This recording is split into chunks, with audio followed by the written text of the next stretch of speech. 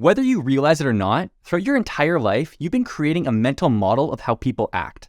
Every social interaction that you've had and every movie even that you've watched just adds little bits of information that your brain uses to categorize and understand people. You'll take certain behaviors and personality traits, group them together, and boom, that's how stereotypes are born.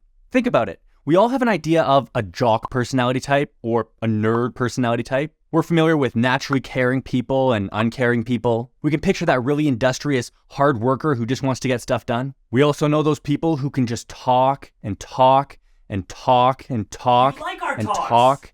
We all have these stereotypes in our head, but most of us don't have language that allows us to actually describe or talk about these stereotypes. So how can we know that the stereotype that we have in our head is actually the same as how somebody else might understand that stereotype? Is my idea of a nerd the same as your idea of a nerd? This is where the Myers-Briggs typology indicator, or MBTI as I'll be calling it, really becomes valuable. At its simplest, it's a system that labels these different personality types. However, it actually goes a lot deeper than this. It also explains how and why these personality types differ. The MBTI is based off of the work of Carl Jung.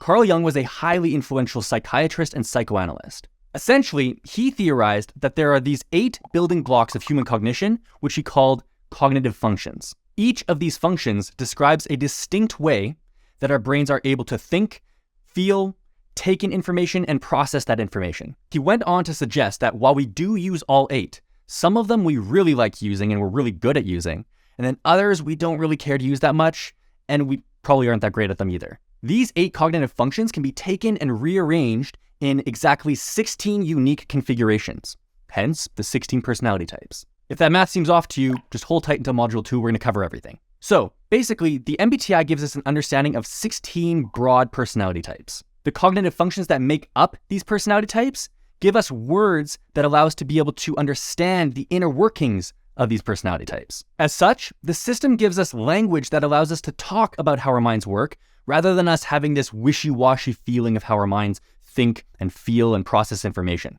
Now, some of you might have already heard of the MBTI, and some of you might have actually heard of criticisms as well. You might be sitting there thinking, wait, hasn't this system been debunked? The unfortunate truth is that the MBTI is profoundly misunderstood and underappreciated.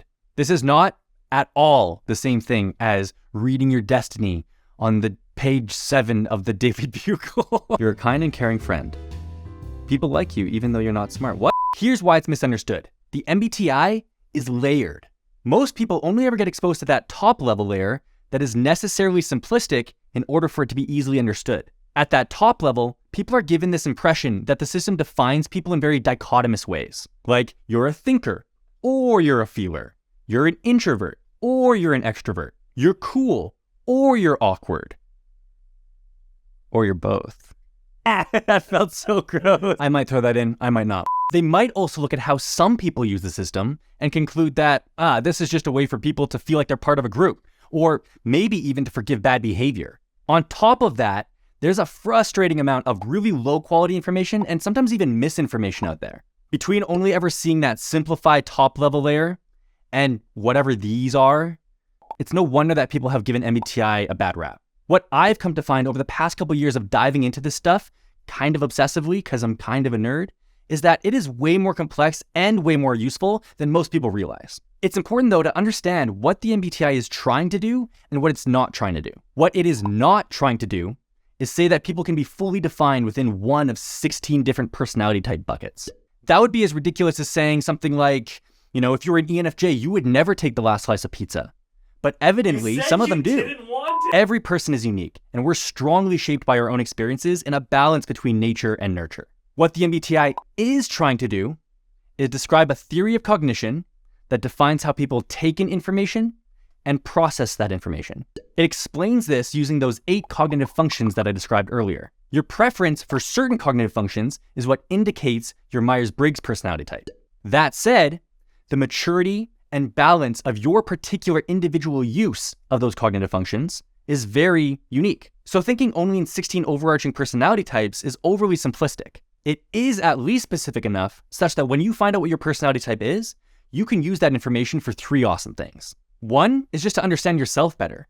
2 is to understand other people better. And 3, you gain access to specific tailor-made advice that is going to resonate with you. In my opinion, the greatest benefit to understanding the MBTI is it gives you a way to look at yourself from the outside. What I mean by that is by understanding your personality type and your cognitive functions, you'll have such a greater insight into how your mind works. This allows you to attain a much higher level of self-awareness because you can watch yourself think and feel and perceive things instead of just blindly following through the motions. That self-awareness may also allow you to double down on your strengths, mitigate your weaknesses, and help identify those blind spots that you have, the areas you're most likely to lie to yourself about. I can hit the high-pitched notes.